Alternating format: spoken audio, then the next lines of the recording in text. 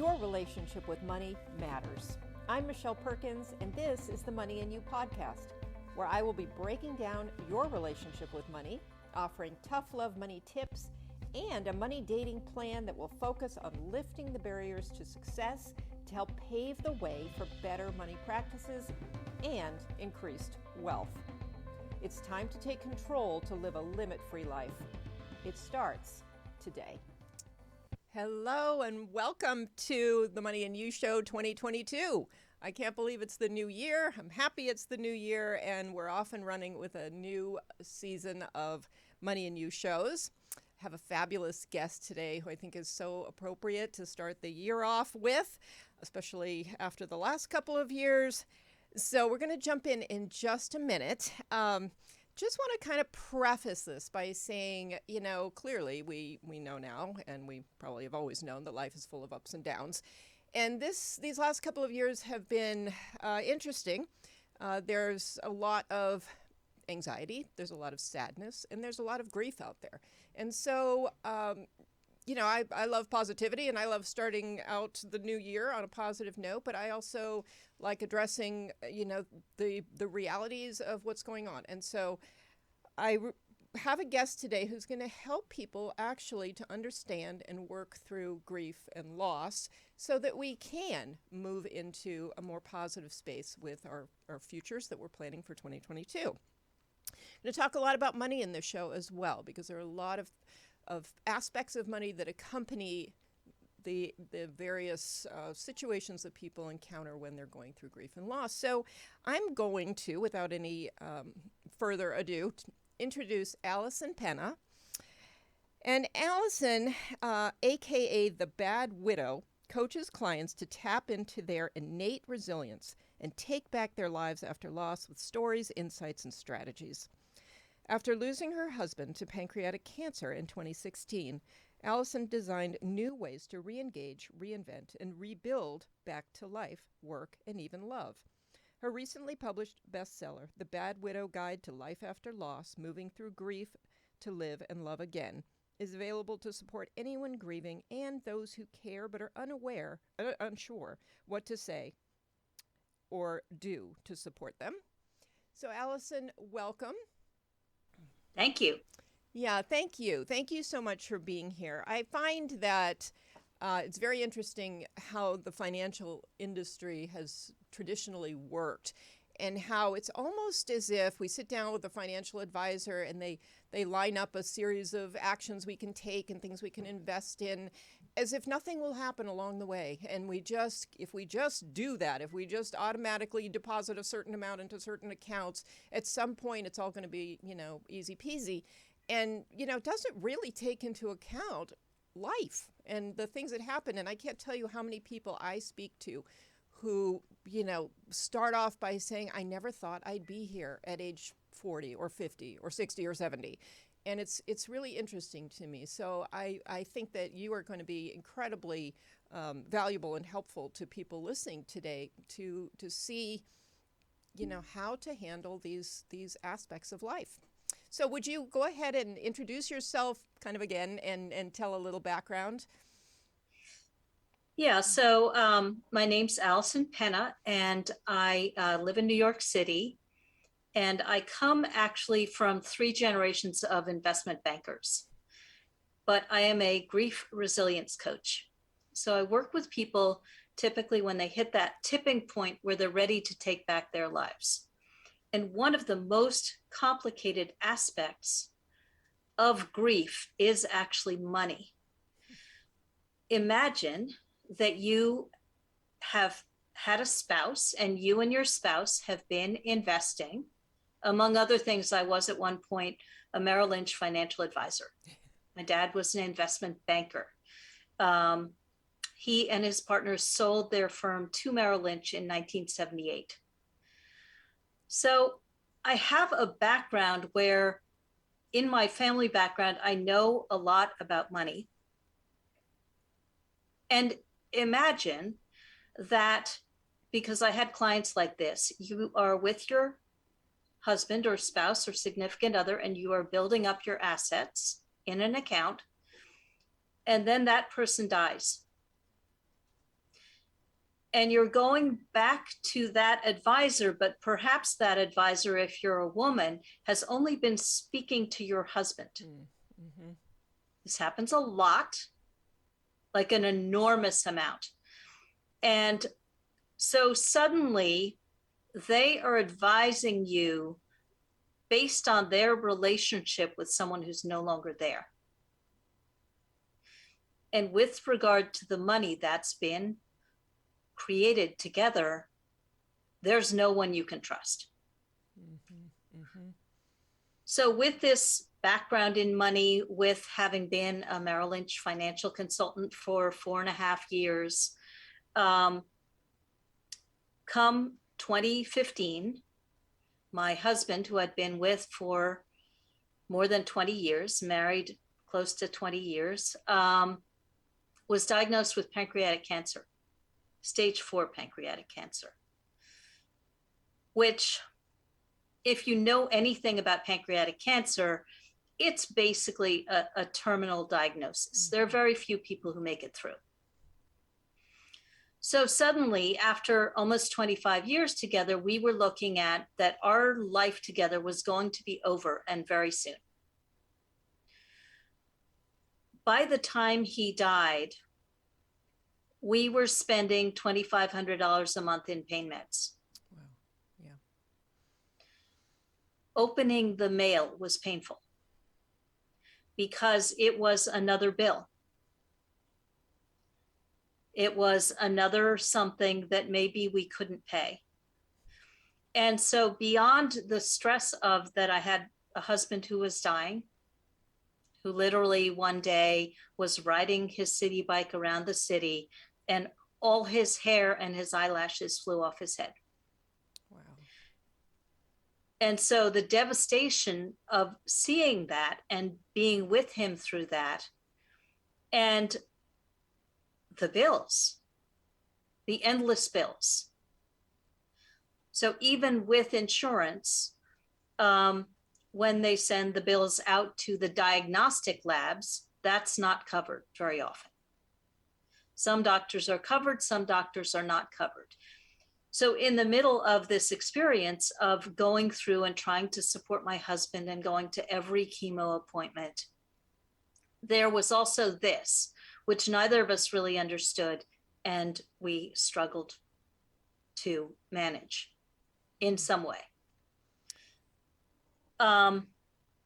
As a result, my husband went to work. One of the things that he did was he worked in the theater, and he went to work to the point where he would leave chemo and go to work and literally be nauseous and throwing up. And so we were both, trying to work, trying to manage this illness, trying to deal with the grief of it, and being financially stressed. So 2016, he died at home in my arms. And by that time, we had run through everything. All the savings, any reserves, nothing. My husband was an artist, a fine artist. The painting behind me is one of his. And so he left me all this art that I could potentially sell and turn into money to support myself. Except that wasn't even possible. Because if you imagine letting go of things after someone passes away, letting go of the shirts and the shoes and the everything. Imagine trying to let go of and sell that person's life work. Mm-hmm. Mm-hmm. Yeah. So if I can interrupt for just a second, you bring up a marvelous point about your relationship with money, because there's, as I'm listening to you, and the story is so compelling, and I feel like right when you were saying that, even just the idea of selling something that is of such great value to your heart has to put you in a bit of a conundrum. So difficult. because if someone wanted to bargain down, I would get angry. I mean, this was the legacy my husband left me. And I was having to sell it for less than I thought it was worth to pay the rent. Yeah. And it was so horrifying and so heartbreaking to do that. And yet this was what could have funded me, except that I was unable to translate it into cash because I was so emotionally tied to it. And I felt ashamed to need help, to need financial help. Yet I wound up asking family, asking friends, asking for financial help, ashamed all the way through to need it. Mm-hmm. Mm-hmm. With 546 paintings that I supposedly could easily sell, except that I couldn't. And how long did this go on for you? Or is it still going on? It has been 5 years, and I'm just barely able to sell. Interesting. 5 years later. What has changed things to now that you feel may be comfortable with selling part of it? What decision have you made, I guess? It is practical. It is emotional. My husband had a studio. So he had a 500 square foot studio. I live in New York City in an 800 square foot apartment. And there was no money to store the paintings. So 500 square foot studio full of paintings came home and has lived from that time to this in my 800 square foot apartment. And so it became a question of, how do I take back my life? And it's really hard to take back my life with so much of his legacy in my space at all times. So making space for me, there have been questions about, from his artist friends, how are you going to handle his legacy? And I thought, what about me? Mm-hmm. What about having his legacy fund my legacy? Mm-hmm. Because it's complicated. Yeah. The other thing that happens, especially if it's been an illness, and there are bills which keep coming in, was that we got very afraid to open the mail. Mm-hmm. Mm-hmm. And after he died, that didn't get any better. I was still afraid to open the mail. So there was more than one time where I almost had the lights turned off. And I almost lost internet, lost the phone, because I was scared to open the mail, because the mail felt like pain. Mm-hmm. Yeah, that is a really interesting point, because I think that happens to a lot of people when they start feeling, a level of financial stress that is just becoming overwhelming. That's one of the first places that I think people go, is avoidance, and not opening the mail and seeing your credit card bills and everything else is a big part of that. I know what my takeaway is from having been through that, but what would you say your takeaway is from that experience, and for people who might be falling into that right now?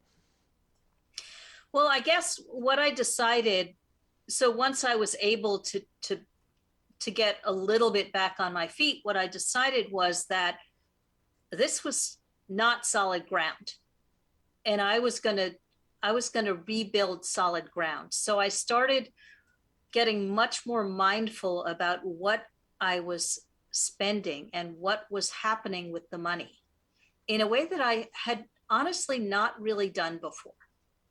I sort of spent it when I had it, didn't spend it when I didn't have it, and that was it. And it was honestly not a very responsible way to operate with money. And so when I was at the absolute bottom, when I had this shameful experience of asking so many people for money to pay a bill, to pay the rent, to survive, to eat, I got serious about my money. Mm-hmm. Mm-hmm. Yeah. And you had a money background, so you knew how to get serious. That's always the most fascinating thing to me, is the number of people who have financial backgrounds, myself included, and Yep. and then suddenly the knowledge just takes such a back seat to the emotional part of life happening around your finances.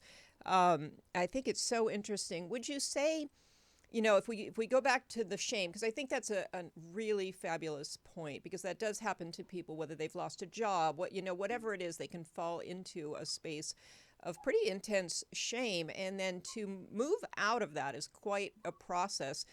Most of it, some of it practical, a lot of it more mindset than anything. Can you tell us a little about that transformation from that place, and where you were able to get to and how? Yeah.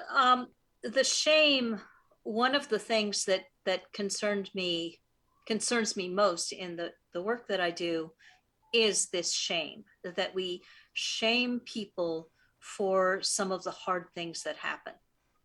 So your someone dies that you love. Over 800,000 people have died in the US of COVID. Each of those people is connected to at least 8 other people. These are the stats I've been reading. That is a vast number of people. That is a grief pandemic. It's a grief crisis, right?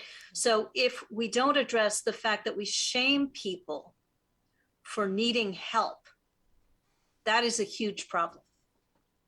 And one of the places we shame people the most is with money. Mm-hmm. If you don't have what you need, if you can't pay your bills on time, if you're struggling, people get shamed. So if you have a whole galaxy of people, if you have hundreds of thousands of people in this place of grief, where money is painful in this particular way, what does that give us as a world? Yeah. And as a country, if we don't have some much gentler, more compassionate way to deal with ourselves and with each other? Mm-hmm. Mm-hmm. And so what I did was I owned the places where I was irresponsible. So I wrote this book, Bad Widow Guide to Life After Loss, Moving Through Grief to Live and Love Again. And I owned my own stuff. I owned the mistakes I made because I didn't do it perfectly. I would, with certain people that I was most worried about asking for anything from, I waited till the very last minute when it was a serious emergency before I asked. And they felt blindsided, and they felt like I was playing the victim to put them in a pinch, and I was. And very uncomfortably, I had to own that before I could start coming out of that. Can you tell me just a bit about the process of owning that? I mean, is it just saying to yourself, it's my responsibility, or is there more to it, what you did? Well, I mean, I'll give you an example, which is in the book, actually. My family had given me enough money to pay the rent for a little while after my husband died, because I was incapacitated, completely incapacitated. And it came to March 23rd, and I thought the rent was paid, and my landlord called me up and said, "Where's the rent?" And I said, "Oh, it's all set, it's all paid." And she said, "That ended in February."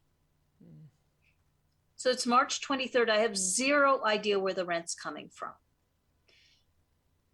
And I thought, wow, what am I going to do here? And I sat down and I wrote this blog post called Grief, Brain, and Bills, and posted it up on my blog. And at the end of it, I said, if you have someone in your life who's like me, and it wasn't a poor me, victim-y thing. It was a, wow, this just happened. And I know I'm a resourceful person. I know I'll work it out, but wow. And I said, okay, if you know someone like me, sit down and have a conversation with them and find out what's going on with them and really listen. Don't ask them what you can do for them. They have no idea. Yeah. Listen to what they have to say. Then make a suggestion based on what you heard. Hey, how about if I? And then execute asking for guidance as needed. So I wrote this blog post, sent out this blog post. And 30 minutes later, my freshman college roommate messaged me on Facebook and said, I'll pay your March rent. Wow. Wow. Yep. That's a beautiful story. Yeah. Yep. Also illustrating how much people do want to help oftentimes if they understand what it is that you need. Yeah. And they have no idea what to do. That's right. But the even more telling thing was that I thanked her a million times. And I said, oh my gosh, that was so amazing. And she said, I just read what you wrote and did that. Wow. Very, very interesting. I think it's a really powerful story because I wasn't poor meing. I was, this has happened. I need a solution. I don't know what it is, and I'll figure it out. And in the face of that clarity, because honestly, with money, this is one of the things I really discovered about money.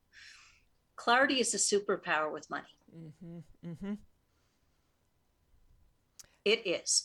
If you can get clear what you have, what you need, and where the gap is, you can bridge that gap. But until you're clear, you can't. Because you honestly don't have a horizon.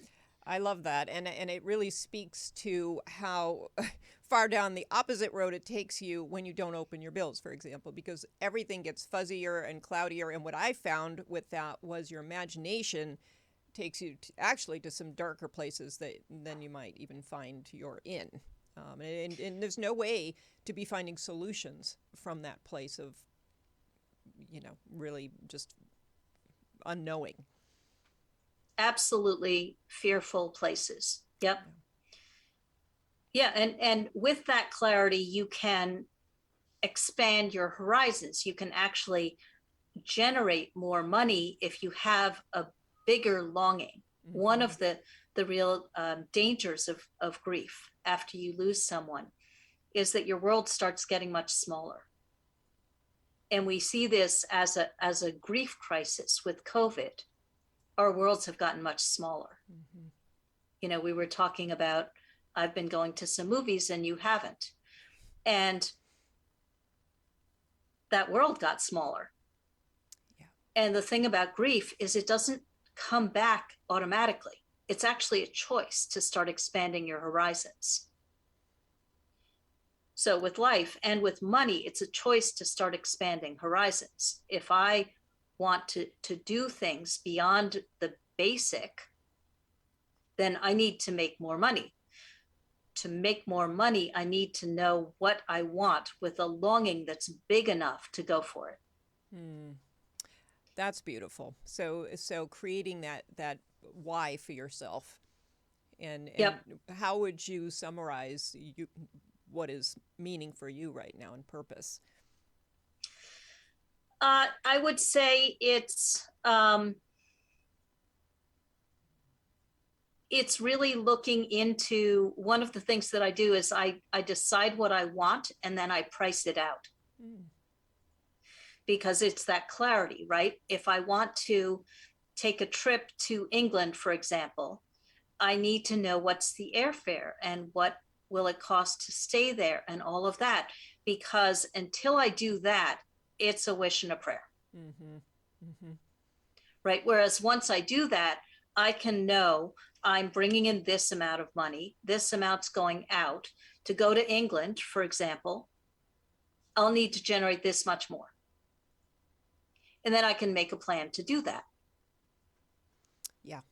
Yeah, because when intentions have clarity and often numbers attached to them, Right. yeah, it gives you a pathway, and you do start seeing your ability to make it happen. It is the choices. I mean, it's so kind of crazy that we're bringing up something that you tell your kids when they're like 5, that your choices matter, but we have to continue learning that forever, apparently. But Well, and I'll tell you something actually that I was very ashamed about. I made really poor choices, didn't pay taxes on a few years, and had a big tax bill. And so when I decided to build myself a solid foundation, I went to the IRS and have resolved that while I have been in the worst financial shape of my life. mm, Because I was determined to build myself solid ground. yeah. And it seems impossible to build solid ground when you're sinking in quicksand. But what I can say is that it's more than possible. Yeah, I love just the term solid ground. I mean, when you're going from, a not good place to, and you're thinking, oh, I have to create money, I have to build wealth. I mean, that's like a level too far. I think getting to solid ground first. And it's really interesting. I was just having another conversation with somebody who said a big part of last year for her was getting on solid ground. She had a big, not a death, but a very big shift in her life. And that was, she actually walked around the house barefoot for 6 months just to continually remind herself, my goal is to get on solid ground. And I just love that. I think that's a very actionable way to look at going from A to B. And then you can, choose your next, you've gotten to solid ground. So then what happens from there? What kind of choices do you make? Yeah, and then from there, what you do is you get clear about it. The other thing that happens with grief is that it very often shifts your priorities. So when you've lost someone, lost something, when you're grieving anything, actually, what happens is that the what you truly value rises to the surface. And so what you've been spending your money on may or may not be the same after the loss as before, right? Which could accelerate the mismatch with financial advisors, for example. So if you've been on a particular path and then that grief has risen up some different priorities, maybe a different career path, maybe different things that you want to be doing, different activities, then it's going to create a dissonance which you can't live with long term. That, I believe, is part of what they're calling the Great Resignation. Right, right. Yeah, I was just It's thinking about that when you were talking, and that's really, we're seeing this as such a collective right now, and so your work is Yep. is really what's needed right now because everybody is experiencing it on, not everybody, but many people are experiencing it on different levels. Yeah, and people going back into the workplace, it may be about I'm I can see now that my gift, my goal, what I'm really good at in business is this, not that. Mm-hmm. Mm-hmm. And so there will be shifts in trajectories, and the ways that businesses manage that will determine whether they keep their people. Yeah, yeah. So interesting. And um, would you have some sort of general money advice for people after having been through this and knowing that life is full of changes? And so, um, are there things that you think about now that perhaps, you maybe wish you had thought of earlier? Well, I would say the first thing is if you have bills that must get paid, put them on a calendar so that you're looking for them. Because I had a friend who almost had the license for the truck that she needed for her business canceled. Mm. I almost got my power cut off. And this is not an uncommon story. So those things that must happen, put them on a calendar because you will not remember them. Yeah. And in terms of sort of longer term money, they say don't make big decisions. I would say sort out your priorities before you direct your money anywhere, because they may have changed. So if you can get clarity about where you're going, then that money should flow in those directions, and they may not be the same as they were before because you're not. Right, right.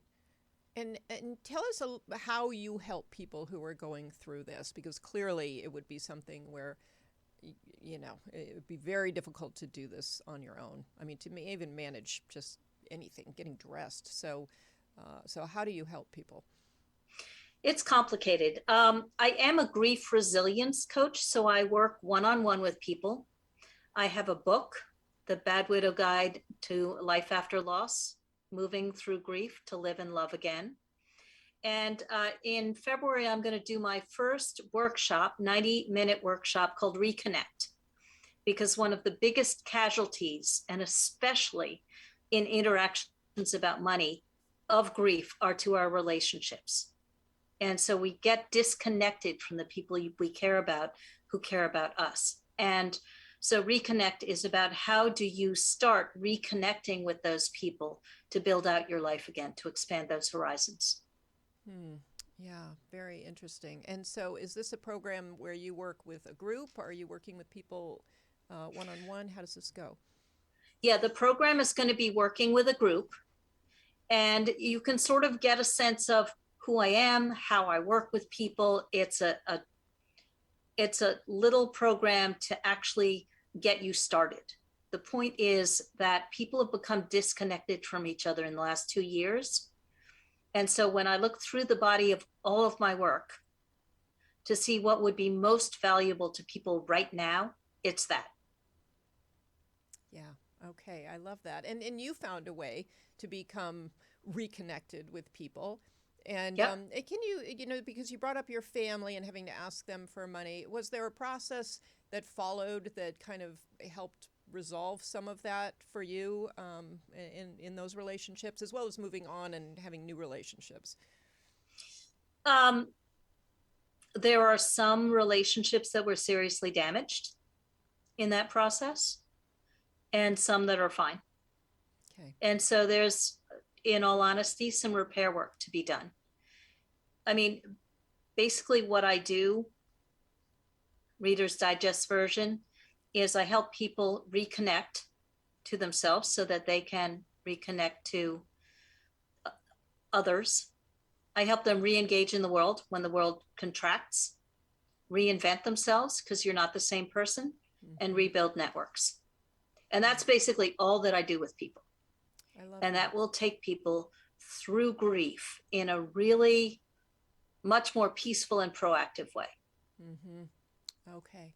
Yeah, that's beautiful. And following that, you can reconnect with money in a new way as this new version of you, because Yep. yeah, and really start again in that regard if you need to. I mean, not everybody needs to start again with money, but some will.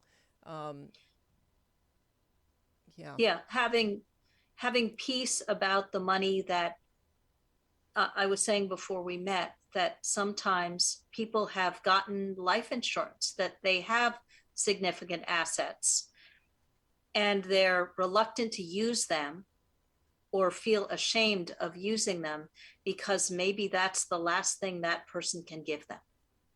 And so the emotion of the paintings, it's different, but it's still there. It makes it very hard.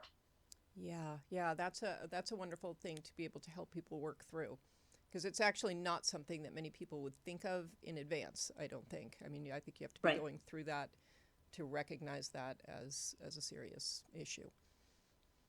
Yeah, really fascinating, Allison. I think that, you know, I'm sorry for your loss, and yet I think you've turned that into something really powerful and helpful to people.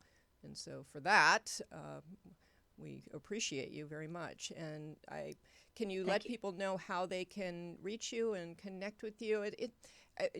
Before you do that, I just want to say I think we're living in living in such an interesting world in a million different ways. But people are asking for help. There are more mental health services online and everywhere than we've ever seen before. And whatever you're going through, whether it's a career change or, business ups and downs, which is more my area, or grief, which is yours, or, there are people out there who have been through it who do want to help.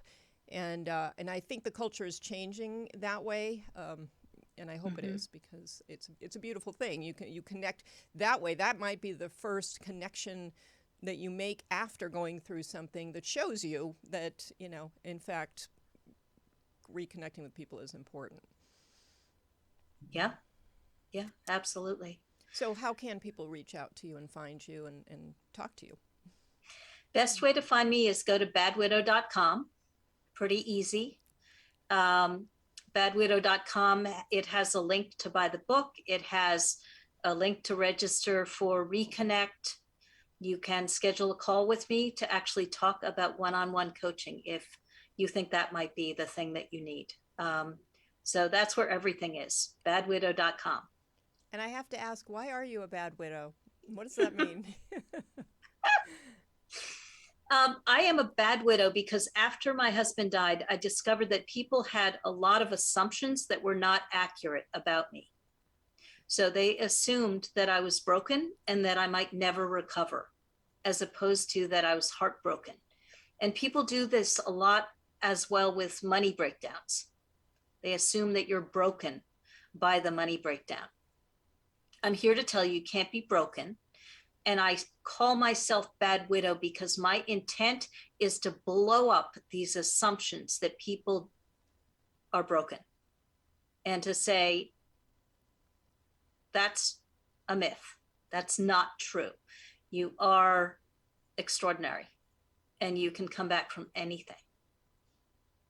Wow. Thank you. That's a beautiful way to end our discussion. And that's great. That is really powerful. And you're right. I think that is a general assumption. And how wise of you to dispel that and create something new for people. So thank you. This has been welcome. A lovely conversation. I'm so glad to have met you. And I really, really hope that your book and your program reaches millions of people, because this right now is a really important time for you to be out there helping people, and I hope this helps people to find you. So thank you so much for being here today. I really appreciate it. Thanks, Michelle. Okay, and thank you, listeners, for being here. We love having you join us on the Money and You Show. Please subscribe to the show, leave reviews. Let me know what it is that what experts you'd like to have on, what you'd like to learn about. You can reach me at michelle@limitfreelife.com. That's 2 L's. And you can go to my website, limitfreelife.com, and find some interesting free offers around career change, productivity in your business, and money boundaries, various things. So check that out. Reach out to me if I can help you in any way. I also want to support you. There's a lot going on in this world today. We all need support, as Allison so beautifully helped us see. And so don't hesitate to reach out. Don't hesitate to ask for support wherever you might want to go for that. And have a fabulous week. We look forward to seeing you Mondays at 7 o'clock, and then on all the platforms that podcasts show up on, streaming on the YouTube, Limit Free Life, Facebook and YouTube channels. So thanks so much. It's off to a good start, 2022. So make it a great year, make it a great week, and have a great day.